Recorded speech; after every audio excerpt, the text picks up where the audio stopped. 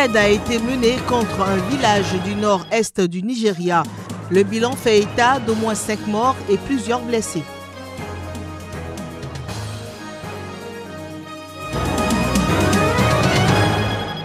Élection du 30 juillet au Zimbabwe. Les observateurs de l'Union européenne ont commencé à se déployer dans le pays samedi.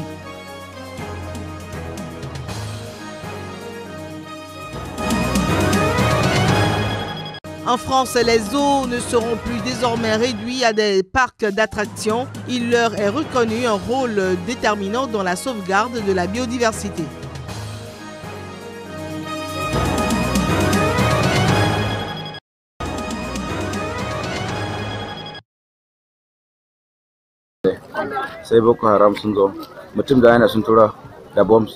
Boko Haram est arrivé vers 12h15 et a envoyé une personne avec une bombe chez nous. Après l'explosion, la bombe a tué 4 personnes. Puis avec leurs armes, ils ont commencé à tirer et à brûler le village. Au total, 5 personnes ont été tuées et 6 autres ont été blessées.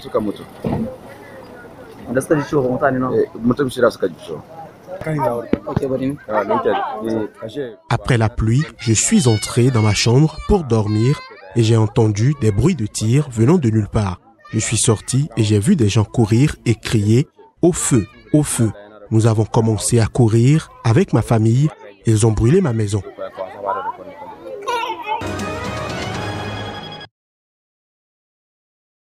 Commencé vendredi matin, la distribution des cartes d'électeurs pour la présidentielle du 29 juillet est assurée par une commission mixte composée des représentants du gouvernement et des partis politiques de l'opposition. Pour retirer sa carte d'électeur, il faut présenter un passeport, un permis de conduire ou une carte NINA. Le retrait se fait timidement et certains citoyens se plaignent de la procédure d'obtention du fameux sésame. Je suis vraiment comblé du fait que j'ai eu ma carte d'électeur. D'abord, ça me permet de voter, qui est un devoir citoyen. Mais en dépit de tout ça, il y a des difficultés que j'ai rencontrées. Je ne suis pas seul. Il y a beaucoup de monde qui ont du mal à avoir leur carte d'électeur. C'est dû au manque d'organisation des personnes qui sont chargées de la distribution des cartes. Et mis à part ces difficultés-là, vraiment, le fait pour nous d'avoir nos cartes d'électeurs ne nous fait qu'on ne peut que se réjouir de ça, en fait. La procédure a été facile, mais il y a un problème. C'est-à-dire qu'on a mis des gens qui ne sont pas directement, forcément du quartier. Donc ça a compliqué un peu la tâche. Si on avait mis plutôt des gens qui habitaient dans les quartiers, donc tout le monde se connaît, la distribution allait être facile. Installée au sein des groupes scolaires des communes constituées en bureau de vote, la commission mixte chargée de la distribution des cartes d'électeurs ouvre ses portes de 8h à 16h jusqu'au 27 juillet prochain. Une collaboration avec les populations qui s'avère parfois difficile. Ça se passe bien, on peut dire ça. Sinon, c'est pas facile. Avec la population, c'est pas du tout facile. L'incompréhension, c'est pas facile. Mais on fait de nos mieux pour expliquer. 8,5 millions de cartes d'électeurs biométriques ont été imprimées en France. Arrivées au Mali au début du mois, elles ont été acheminées dans les préfectures du pays.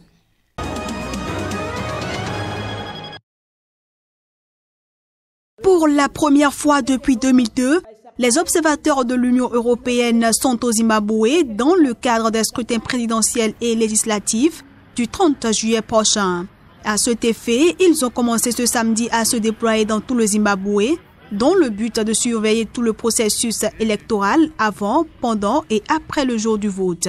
Devant la presse, le chef adjoint de cette mission, Mark Stevens, a déclaré qu'un total de 44 observateurs sont déjà à pied d'œuvre dans l'ensemble des 10 provinces du pays et que leur nombre passera à 140 le jour du scrutin. Il assure par ailleurs que la mission de l'Union européenne est impartiale et n'intervient pas dans le processus électoral. Les scrutins présidentiels et législatifs du 30 juillet prochain sont les premiers organisés Depuis la démission en novembre dernier du président Robert Mugabe, qui a dirigé le Zimbabwe depuis son indépendance en 1980. Candidat du parti au pouvoir la ZANU-PF à la présidentielle, le nouveau chef de l'État Emmerson Mnangagwa a promis des élections libres, transparentes et honnêtes. Mais ces critiques en doutent vu qu'il a été un des exécuteurs de la répression de l'ère Mugabe pendant laquelle les scrutins ont été entachés de fraude et de violence.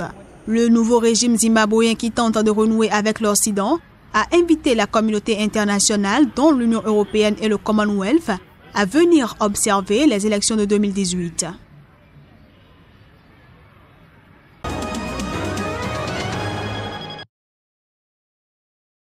Les différents acteurs d'une guerre civile déclenchée en décembre 2013 continuent à souffler le chaud et le froid. Mercredi soir, la rencontre à Addis Abeba entre Salva Kiir et Riek Machar avait laissé percer l'espoir qu'une solution négociée soit bientôt trouvée. Et jeudi, un sommet avait réuni à Addis Abeba plusieurs chefs d'État des pays membres de l'IGAD. Vendredi, le gouvernement sud-soudanais a douché l'enthousiasme des plus optimistes en affirmant que Riek Machar n'avait pas sa place dans le gouvernement d'union nationale.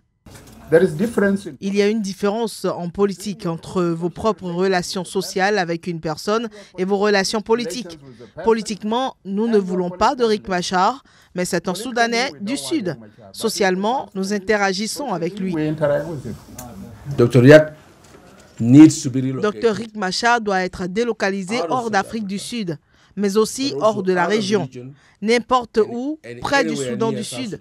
À cet égard, les chefs d'État et de gouvernement ont décidé qu'au cours des 2 semaines à venir, pendant que les réunions à Khartoum, à Nairobi et à Addis Abeba sont organisées, Dr Riek Machar continuera à osciller entre les 3 capitales. Avant cette semaine, les 2 hommes ne s'étaient plus parlé en face à face depuis juillet 2016. Les 2 camps négocient depuis des mois sous l'égide de l'IGAD, mais cette nouvelle réunion devait permettre d'accélérer le processus. Elle sera suivie d'une autre rencontre à Nairobi et l'accord final devrait être signé à Addis Abeba dans un délai de 2 semaines, d'après le gouvernement sud-soudanais.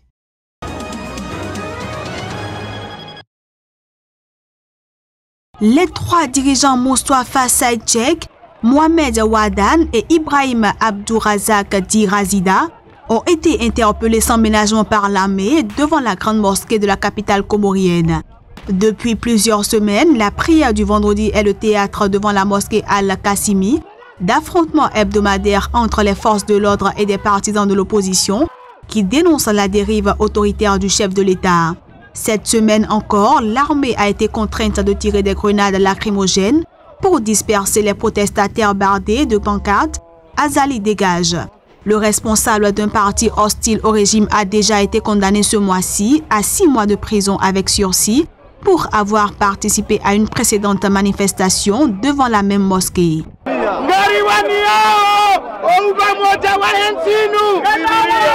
Nous défendons l'unité de ce pays. Monsieur le président Azali Assoumani, tu devrais comprendre qu'on te respecte et qu'on a voté pour toi. Et même ceux qui n'ont pas voté pour toi te respectent. Sache que les valeurs de la démocratie, tu devrais les respecter.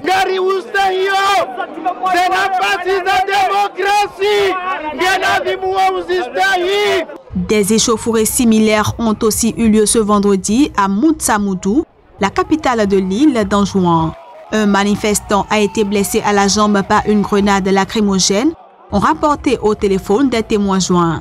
Le président Azali a décidé d'organiser le 29 juillet prochain un référendum qui lui permettrait de briguer un 2e mandat consécutif à la tête de l'archipel pauvre de l'océan Indien. Cette initiative lui vaut les critiques de nombre de ses adversaires, dont celle du vice-président Ahmed Saïd Jafar, qui la juge dangereuse et contraire à la Constitution. Ces dernières semaines, le chef de l'État a suspendu la Cour constitutionnelle, la plus haute juridiction du pays, placé en résidence surveillée son prédécesseur et rival Ahmed Abdallah Sambi et interdit des manifestations. Le président Azali a été, rappelons-le, élu en 2016 pour un mandat de 5 ans non renouvelable, selon la règle constitutionnelle de la présidence tournante entre les 3 îles de l'archipel. Une mission de l'Union africaine est attendue à Moroni pour tenter d'apaiser les tensions politiques.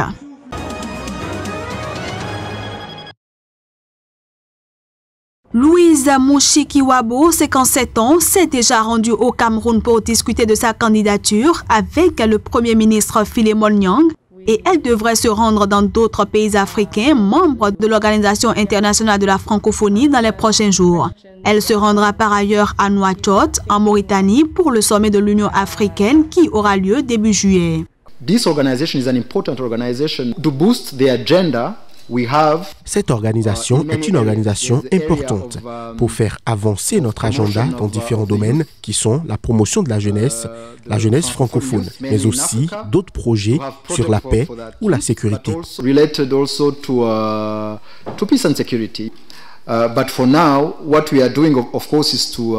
pour l'instant, nous faisons campagne pour ce poste et nous allons commencer par chercher le soutien de l'Union africaine.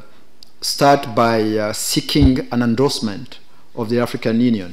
The African Union usually endorses candidates. L'Union africaine appuie toujours les candidats dans les organisations internationales et le sommet de l'UA à Nouakchott en Mauritanie sera une occasion pour Louise Mushikiwabo de chercher ce soutien.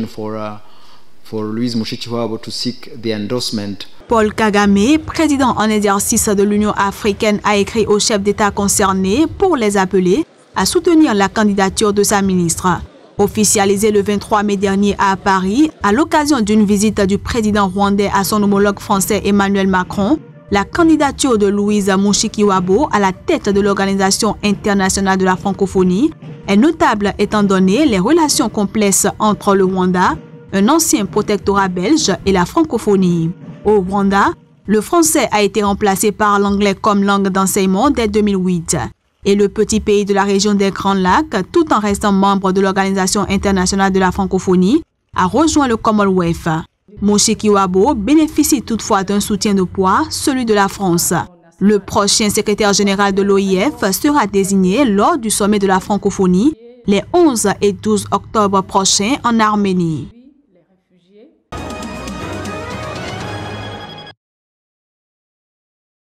En ligne de mire de cette demande d'enquête, la politique de répression des opposants, incluant des exécutions extrajudiciaires, des détentions arbitraires et la torture avec des violences sexuelles, des simulacres d'exécution et des décharges électriques. Ce rapport fait suite à la publication d'un premier rapport accablant du haut-commissaire publié en août 2017. Il dénonçait déjà le recours généralisé et systématique à une force excessive pendant les manifestations et la détention arbitraire de manifestants et d'opposants politiques présumés. Le haut-commissaire aux droits de l'homme a recommandé que le Conseil des droits de l'homme de l'ONU mette en place une commission d'enquête sur la situation au Venezuela, mais aussi dans la mesure où l'État ne semble pas capable ou n'a pas la volonté de poursuivre les graves violations des droits de l'homme, il y a aussi matière à ce que la Cour pénale internationale soit plus impliquée. Le haut-commissaire, compte tenu de la gravité des violations des droits de l'homme que nous avons répertoriées au Venezuela, appelle le Conseil des droits de l'homme à être plus impliqué, à discuter de la situation au Venezuela afin que la communauté internationale entreprenne quelque chose là où le gouvernement vénézuélien échoue à assumer ses obligations internationales en matière de droits de l'homme. Depuis quelques années désormais, l'équilibre des pouvoirs et l'espace démocratique au Venezuela ont été rabotés, laissant peu de possibilités de demander des comptes à l'État. Cette impunité doit cesser. Les autorités vénézuéliennes ayant refusé l'accès du pays aux experts de l'ONU, le Haut-Commissariat a chargé une équipe de spécialistes des droits de l'homme d'interviewer à distance quelques 150 personnes, dont des victimes et leurs familles, ainsi que des témoins, des journalistes, des avocats et des médecins notamment.